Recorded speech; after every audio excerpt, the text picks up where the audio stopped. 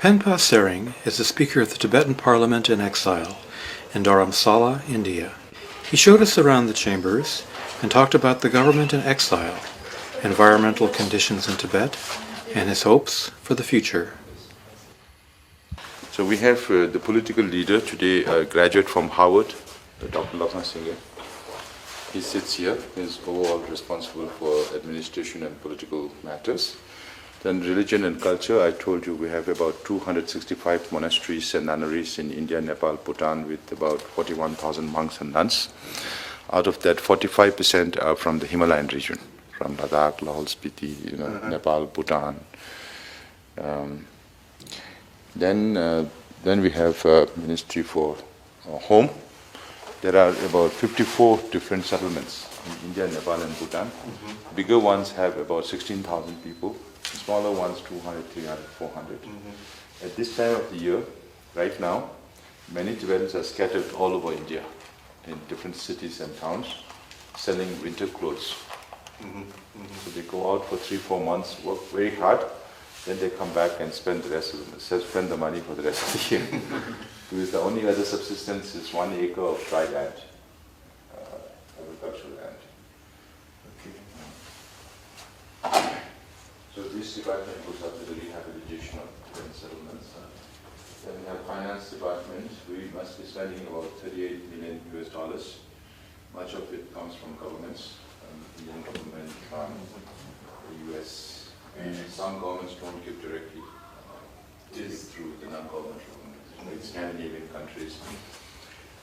The Norwegian government gives through the Norwegian Church Aid, or the Danish government gives through Danida. There's so many institutions and organizations and individuals. And even individuals like you can support one Tibetan student by $30 a month or something like that. I don't know the exact number. Does the government have the ability to tax Tibetans? We have what is called a voluntary tax. Tibetans in India, Nepal, Bhutan pay 36 rupees. That's 3 rupees per month. And then 10 rupees extra to say that we don't eat for 2 days. But today you don't get one omelette for 10 rupees, not even breakfast. And then people who are employed, they give 2% of the gross salary or 4% of the net salary, whichever is higher, but mostly civil servants. And then Tibetans outside, they give $3 per month, and then $10 for 2 days food, and then if you're employed, $50. So that's $96 in 1 year.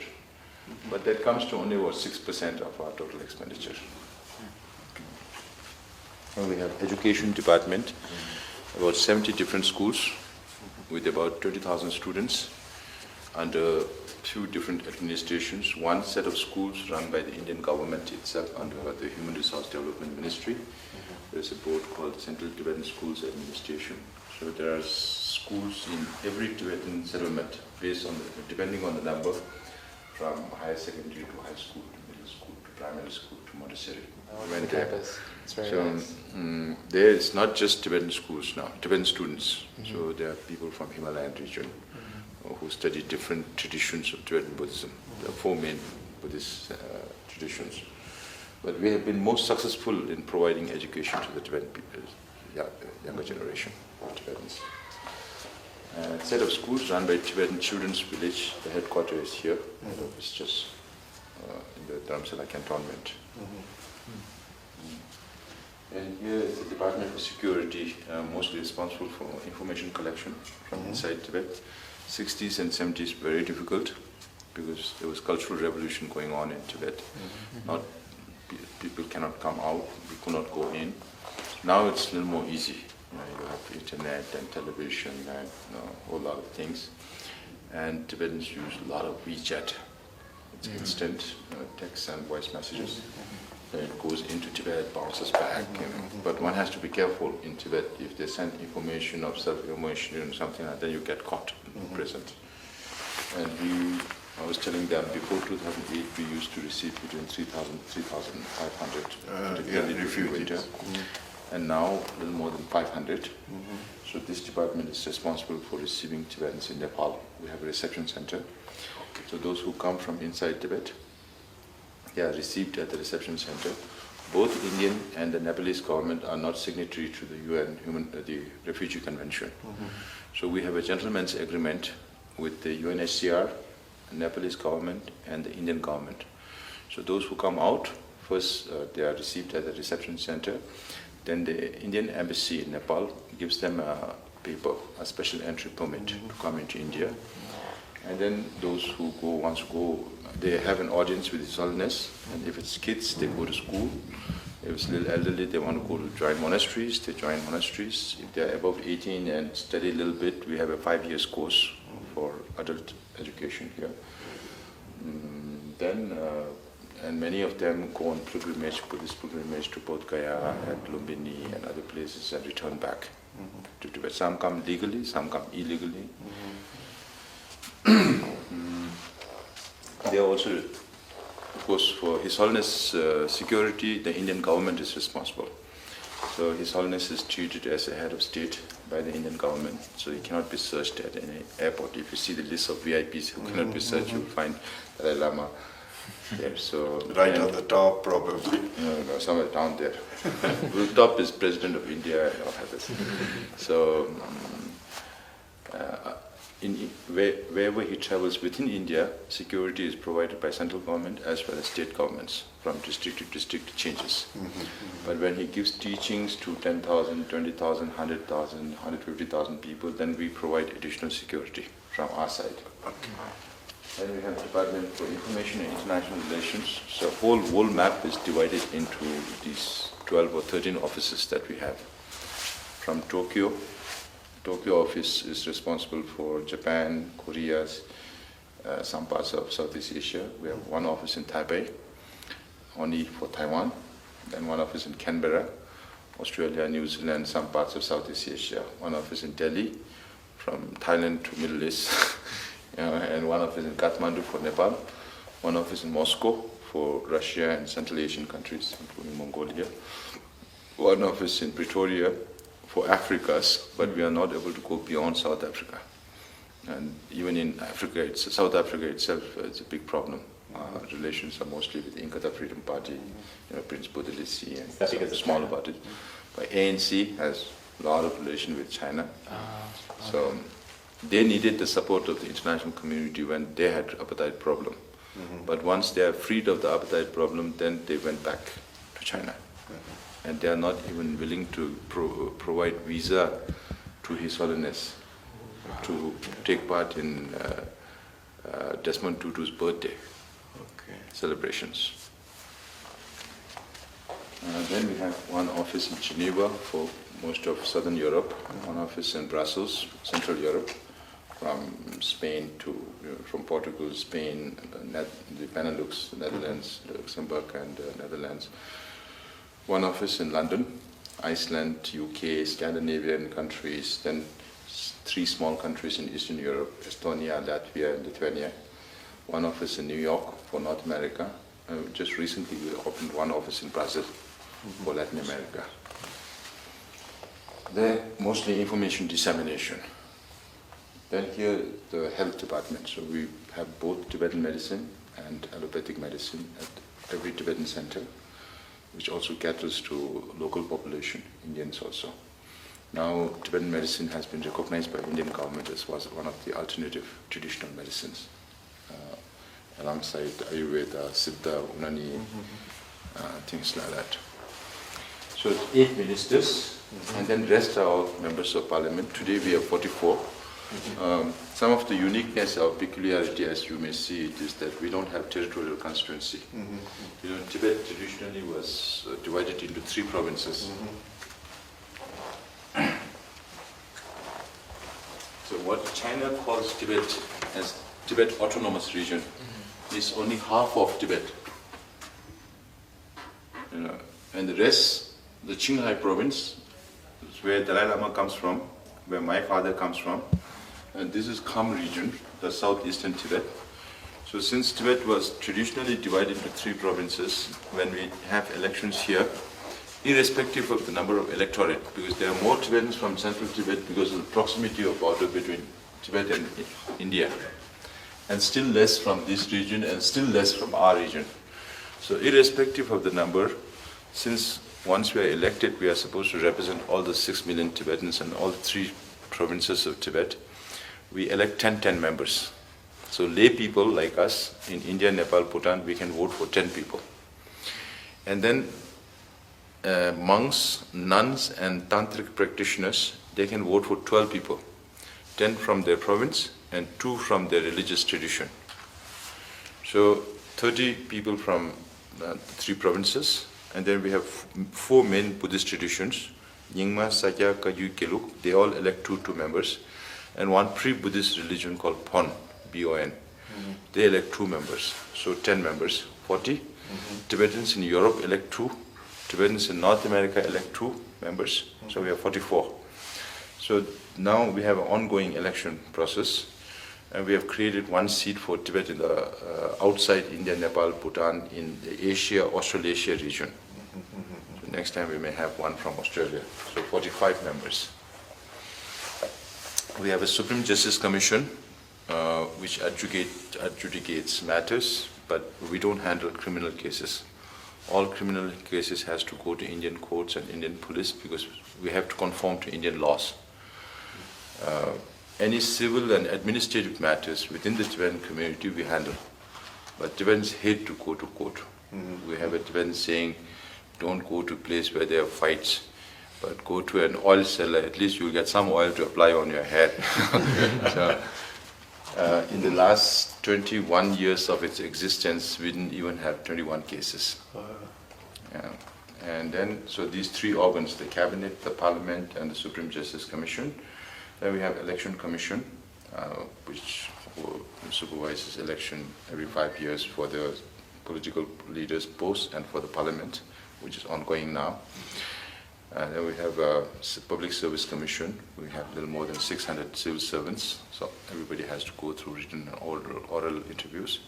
Then we have Auditor General's Office, which audits every cent of our income and expenditure, and then they come up with recommendations, and we form Public Accounts Committee, and everything is decided in this house. So one could say that we may be the largest administration which uses funds judiciously for what it's meant for, whether it's coming from governments or it's coming from individuals. Everything is audited, hardly any cases of corruption. Not much money for corruption also. Yeah. So this is the general setup of the exiled Tibetans. And what is more important for Tibet than the political matters is Tibet's environment. We used to call ourselves the land of cool climb, Pyo Sinejong, or we say land surrounded by snow mountains, because on all sides are mountain ranges. Then the Westerners came into Tibet in the 18th, 19th century, and they started calling Tibet as the roof of the world because of its altitude, so 13,000, 14,000 feet above sea level average. And then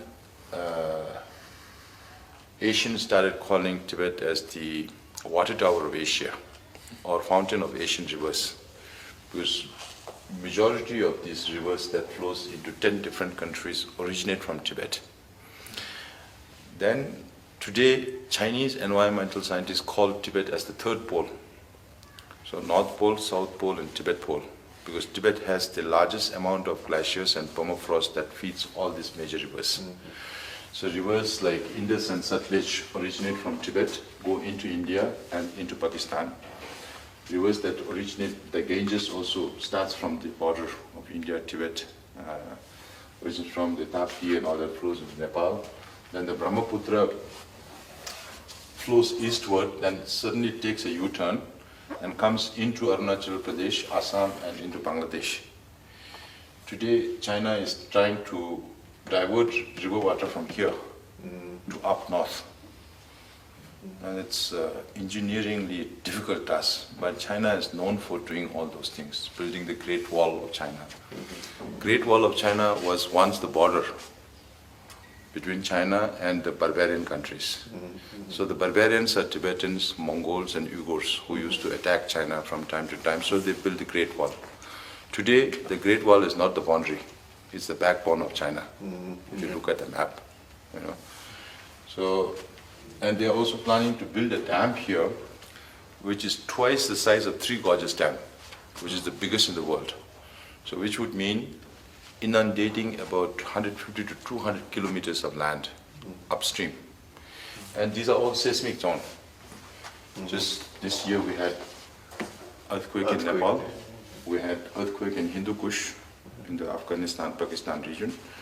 So these are all seismic zones. If something happens to the size of a dam that's twice the size of Three Gorges, then what would happen? One could imagine what could be the destruction in all these downstream areas. Then the Salween flows into Burma, the Mekong flows into Burma, Thailand, Laos, Cambodia, and Vietnam. Then the two major rivers of China, the Yangtze originates from Tibet, the Yellow River originates from Tibet, the Huanghe. So these are two big rivers in China.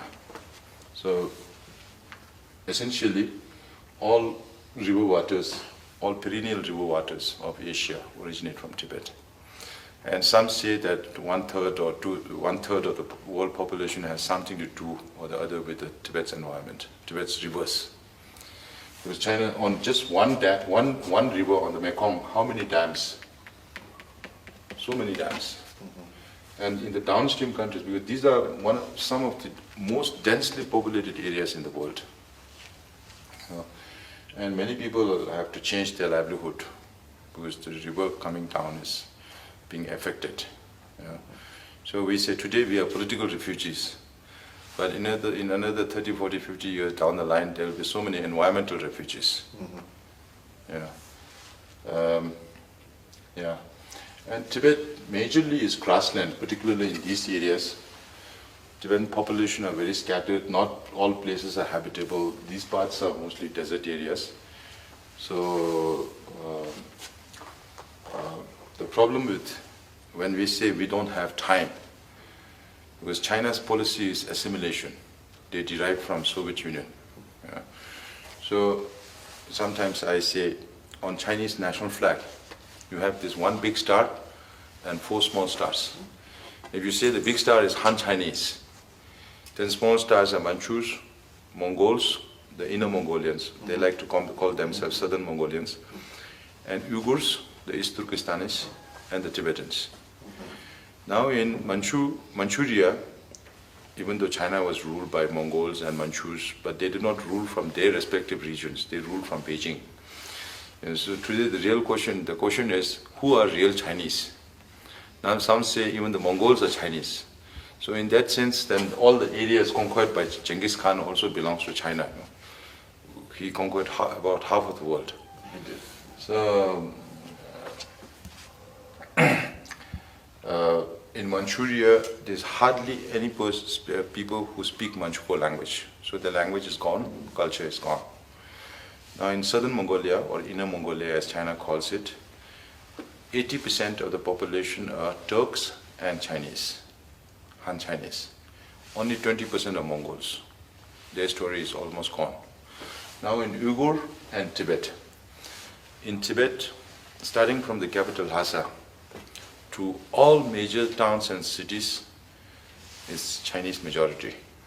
They don't go to villages because they can't make money.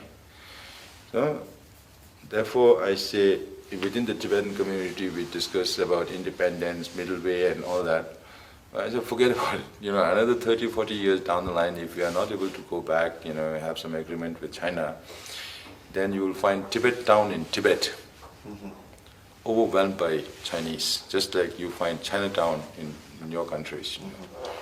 So therefore, we say we don't have time because the demographic aggression is severe. So earlier, now today China is called as the factory of the world. And when they can go as far as Africa and Latin America for natural resources to feed these factories, why not occupy Tibet or Uyghur? Earlier, it was not possible to exploit Tibet's natural resources. Because Tibet is vast and abundant in natural, totally virgin land. Tibetans never excavated anything. So they built a railway from Kormo up north, they linked to Lhasa. Here, Kormo is linked to mainland China. So before the railways, it was difficult to take out anything. So even to to send one truckload of military supplies up to Indian border, people used to say that you need at least 2-3 trucks to support that. You know. Now with the railways, at one time people thought it would be technologically not possible because you have to build railway tracks over permafrost. And permafrost can go up and down by 4 or 5 meters during extreme weather. But they built that. Now it's being linked up to Shigatse, another town where my mother was born, and they have planned to link it to Nepal. And another 10-20 years, they have one more track from Lanchao to Lhasa, and one more track from Chengdu, they call it, in English it's written as Chengdu, from Chengdu to Lhasa. So these railway networks, and there's a vast network of roads, and now new airports are coming up. So with all this infrastructure, of course China says that we are putting in a lot of money in Tibet. They are putting a lot of money, but all on infrastructure to bring in more Chinese, to take out more Tibet's natural resources. So we don't have much time. You know? So that's political. Of course, I told you there's no conventional forms of protest. You say long live Dalai Lama, you go to prison. You paste a poor political poster, you go to prison. You sing a patriotic song, you go to prison. And religious, the numbers at one time we used to have 7,700 monks, 5,500 monks, 3,300 monks in Sera Tepung Kande. Today it's reduced to 500, 600 monks. So severe. Now we just got a document from Kham area, the Jiru area, some 70 pages long regulation, where you will be punished for everything. So they have laid down rules and regulations as to how to practice Buddhism in monasteries. There are constant surveillance through CCTV. Of course, always propaganda lessons, your loyalty to the nation. So then 2 years ago, they were forced to put up pictures of Mao Zedong, Deng Xiaoping, Jiang Zemin, Hu Jintao, along with the Buddhist icons. So the biggest thing is the Chinese government, the atheist government, wants to be responsible for reincarnation of lamas, because lamas have a lot of influence on the Tibetan community. So they did with Panchen Lama, but the Tibetans don't agree with Chinese selection of Panchen Lama. So in Lhasa city, you won't find picture of the Chinese Panchen Lama. And you can't have picture of the Dalai Lama chosen Panchen Lama who disappeared at the age of 6 along with his family. We still don't know whether he's alive or not. Western nations, UN, everybody tried, but China says he's alive, he's studying well, he's healthy, that's it. We still don't know where he is. So they sell picture of only the 10th Panchen Lama. So China's now biggest concern is the reincarnation of the 14th Dalai Lama. So I tell my Chinese friends, let us see whether the Dalai Lama can outlive the Communist Party or the Communist Party will outlive Dalai Lama in the days to come. So within China, of course, the hardline Chinese are more powerful now. So they believe that Dalai Lama is already aged, he is a human being, he might die in another 5-10 years. If the Dalai Lama dies, then Tibet will no more be an international issue. And inside Tibet, we can rule with an iron hand. Now there are a set of liberals or little bit free-minded Chinese leaders who believe that Dalai Lama is the key to resolving the Tibetan issue. Since he is not asking for independence but autonomy, but they are in the minority. So that is the situation inside Tibet. So our job is to keep the Tibetan issue alive till such a time. Because today's China, the greatest fear is the middle class for the government. As you saw from June, July this year to now, some $4 trillion worth of stock market gone down the drain. $4 trillion. So to make that kind of a foreign exchange reserve also, it took them 15-20 years. No? And all this money comes from, much of this money comes from middle class, who have even borrowed money from financial institutions to make quick buck in the stock market, but then it's totally crashed. And government is pumping a lot of money to stabilize it, but how long can they keep, So on the one hand, they are communist. On the other hand, they are capitalists. Then again, capitalists, you have got to control everything. So on the reincarnation issue, His Holiness sometimes jokingly say, if Chinese are really interested about reincarnation, they should study Buddhism first. Then second, they should look for Mao Zedong's reincarnation and Deng Xiaoping's reincarnation. Then maybe Dalai Lama's. So I was telling them that this is not a picture, it's a carpet from Mongolia. We used to have these three big kingdoms: Chinese kingdom, Mongolian kingdom, and Tibetan. The center one is the Songtsen Gampo. So Chinese claim that Tibet was part of China from his time in 7th century AD because he married a Chinese princess. Because at that time he was so powerful that they had to give the princess in marriage. And he also had a Nepalese princess other than Tibetan wives. So now that story is gone. Then Chinese say, oh, Tibet was part of China from 13th century. Because Mongols' influence on Tibet started in 13th century, much before Mongols invaded China. Yeah. And we developed this priest-patron relationship. Tibetan lamas became teachers to the Mongol Muslims, and they turned into Buddhists. So today, even today, some of the Mongols would say we were descendants of Genghis Khan, but you Tibetans turned us as Buddhists and we lost our country. So that was during Sakya Pandita's time. Then they say, oh, from 18th century. Now, Chinese leaders are saying Dalai Lama should say that Tibet was part of China since antiquity. There is no time limit. Okay. And Dalai Lama says, I'm not a historian. I cannot change history. It's better that we leave history to historians. Yeah. What is important to us is the future of our people. So for the benefit of both China and Tibet, we don't seek independence, but autonomy. But Chinese even now say, oh, Dalai Lama is a splittist.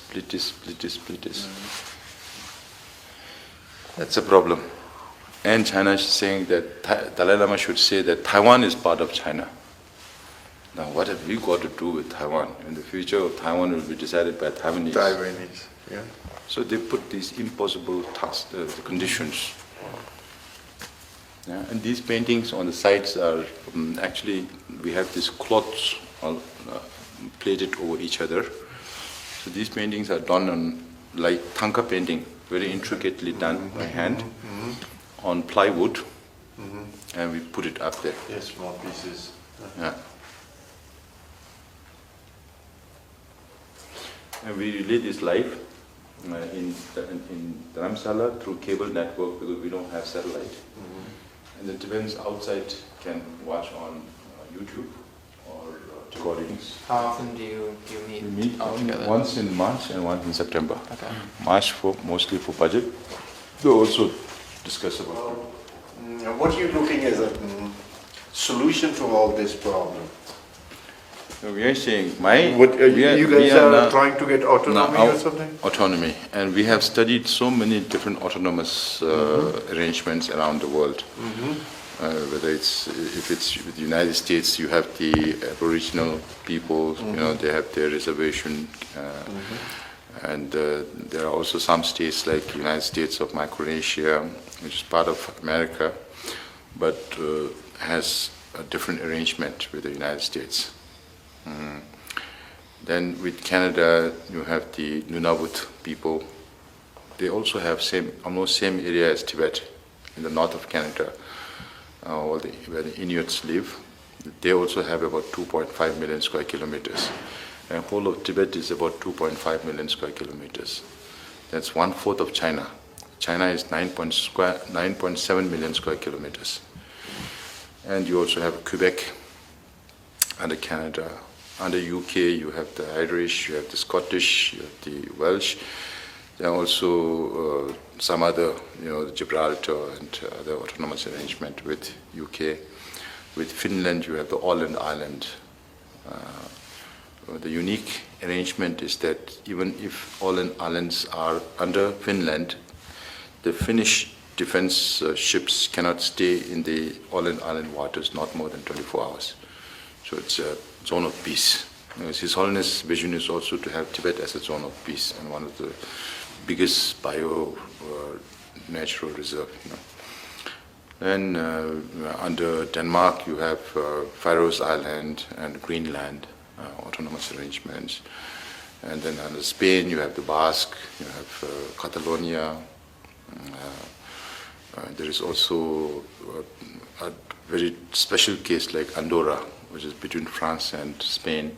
It's a very small place with 60 or 80,000 people, but they survived First World War and Second World War, and today they are an autonomous entity on their own. They have two presidents. One is the president of France, and other is the bishop of the next province in Spain. So we studied all that. Under Italy, you have South Tyrol and 5 other autonomous arrangement, and Zanzibar under Tanzania, Bougainville in Papua New Guinea, Cook Islands under Australia. So we studied so many cases. In India, you have Jammu Kashmir, you have just north of Bangladesh. I forgot that place. So under India also there are several autonomous regions. Like in Jammu and Kashmir, if you are not born there before 1952 or so, you are not even though you are Indian citizen, you can't buy land there in Jammu Kashmir. So there are some protection for this autonomous arrangement. So what we are saying is essentially China has very asymmetrical the autonomous arrangements. They have these autonomous regions like Tibet, Uyghur, Mongols, Manchus, but they also have special administrative regions like Hong Kong, Macau, because the one country, two system was developed to incorporate Taiwan into China, but that didn't work. So they applied it to Hong Kong when it was handed over from British to China. And now they also have special economic zones, which has again some more powers than other regions. So these are developed specifically for trade.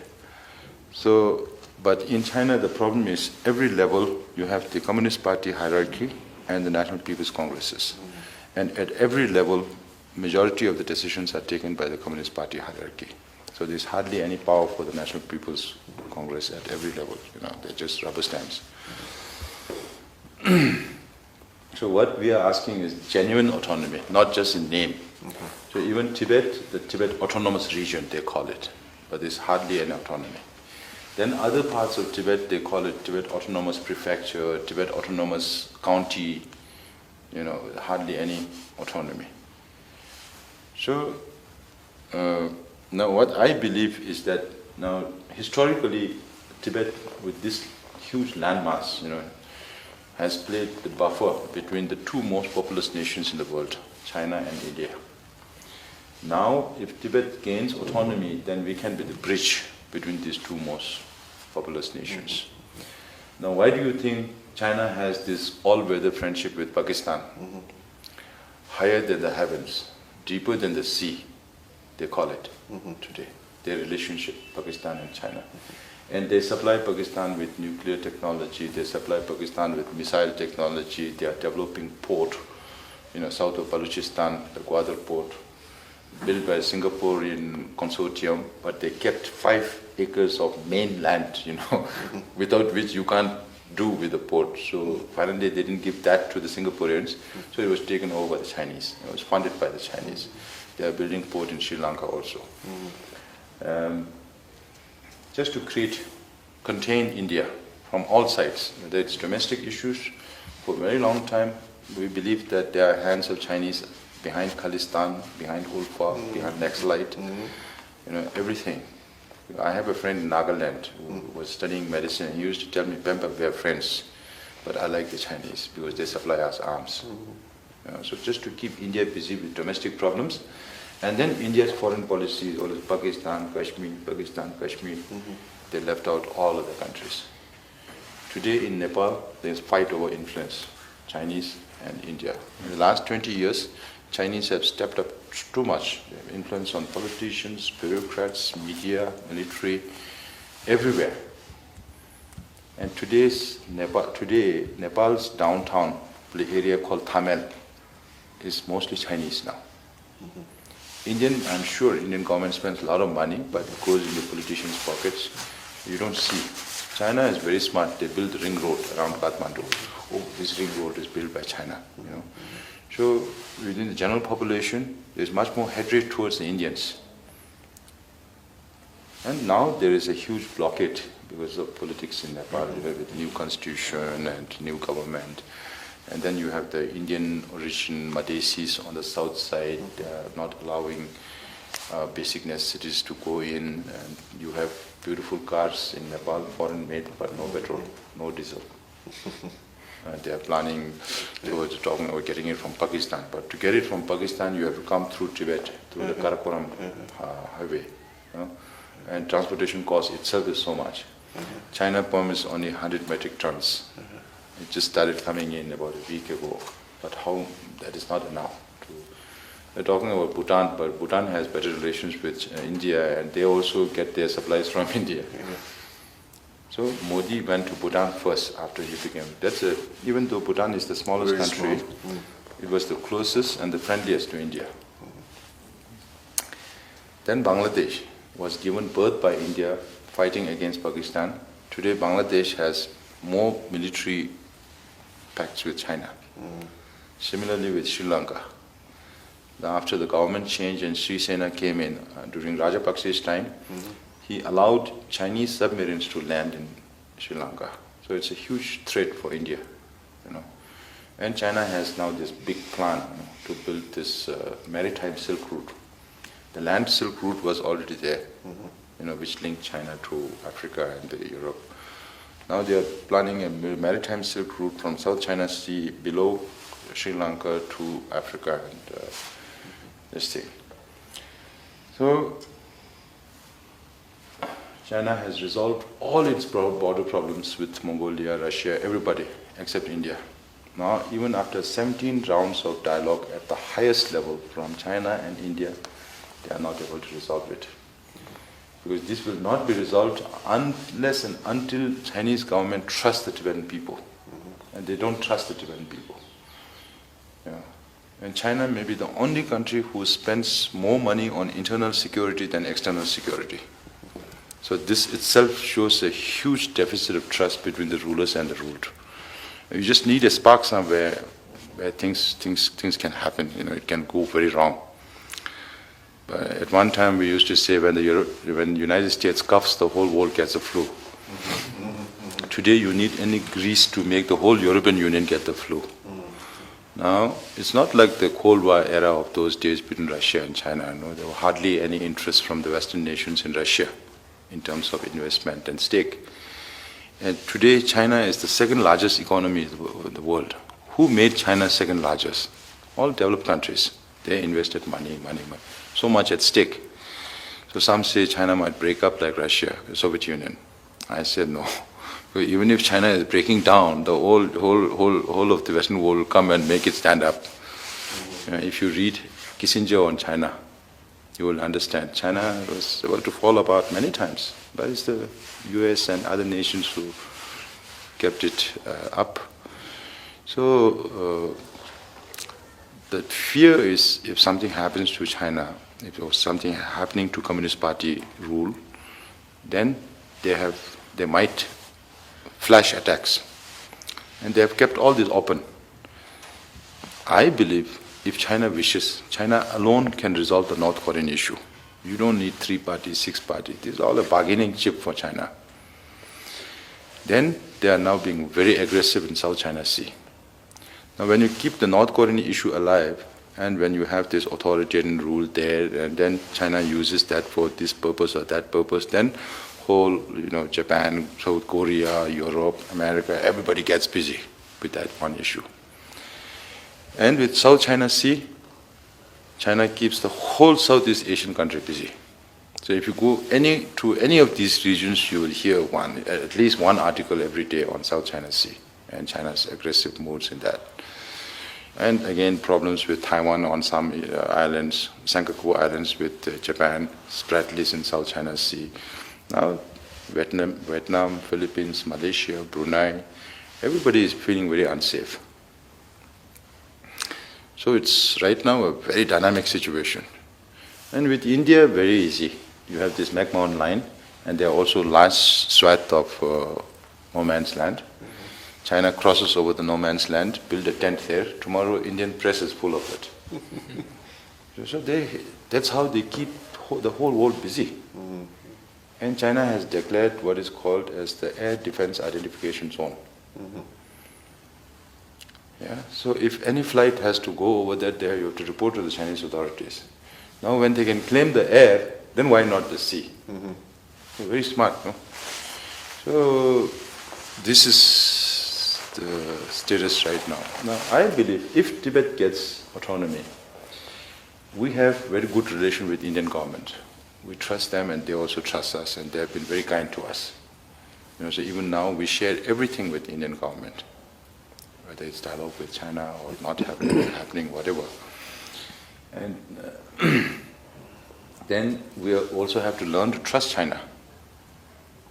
If there is stability in Tibet, where China is not, too much worried about what they call as the frontier region, to safeguard the nation, you have to safeguard the frontiers, and to safeguard the frontiers, then you have to, do this, and then all the Tibetans, Uyghurs are imprisoned always on national security. So, what if China is a real good all-weather friend, higher than the heavens and deeper than the sea with Pakistan? What Pakistan really needs is good education for the children, more investment and employment, not missiles, And China has about 9 nuclear bases in Tibet. I was told once, one of our friends in Rajya Sabha, normally, the Defense Committee of the Indian Parliament, when they go around to their visits, the Indian military does not share too much secrets with them because they are politicians, after all. So all they do is send majors and captains to carry their bags so to let them feel important and all that. So at one time I was told they had a meeting in Kolkata, and one general came, and then he talked about the strategic location of nuclear bases, Chinese nuclear bases on Tibet, and the differences in altitude, and the strategic advantage of China, all in detail. The whole committee fell into pin-drop silence. And in the committee was also General Roy Chaudhary, a former general in Rajya Sabha. Then he broke the silence by saying, "Thank God we are not the target," because West Bengal was a communist state at that time. And everybody had a laugh. So I was really afraid, strategically. So if Tibet issue is resolved, and if China does not need this fear of, or the strategy to contain India through Pakistan, then Pakistan's relation with India can get better. Therefore, I say we can promote more stability and security in the South Asia region if the Tibetan issue is resolved and there is better understanding and relation between China and India, the two most populous nations and the two biggest nations in Asia. But not too many buyers. Everybody is too busy with their own politics and everything. What message you want to give to Americans, like average American, how we can help with your cause? We saw in Paris just a few days ago. So now this is a globalized world and so dependent on each other. So this is very Buddhist philosophy, the interdependence of nature. So now it is not a matter of distance. When we visited Australia, they were saying, we were asking them, why did you have your capital in Canberra, where you have bigger cities in Melbourne and Sydney? And I was told that there were 2 fights between Canberra and Melbourne saying that we need to be the capital. And finally they decided at a central location in Canberra, and they built Canberra at a particular distance from the coast. Because at that time, the longest missile at that time from Russia, It was not supposed, if the Russian frigates come there, then they are not supposed to reach Canberra if they fire from the coast. Yeah, so today, now, intercontinental ballistic missiles are there, nuclear technology is there. Distance doesn't matter. What happens in one part of the world definitely has a lot of repercussions all around the world. So we are also interconnected. It's not a matter of how free you are today and how unfree others are. So if we do not take care of the unfree people and free them, tomorrow you might also come and those things will knock on your door. Then what happens?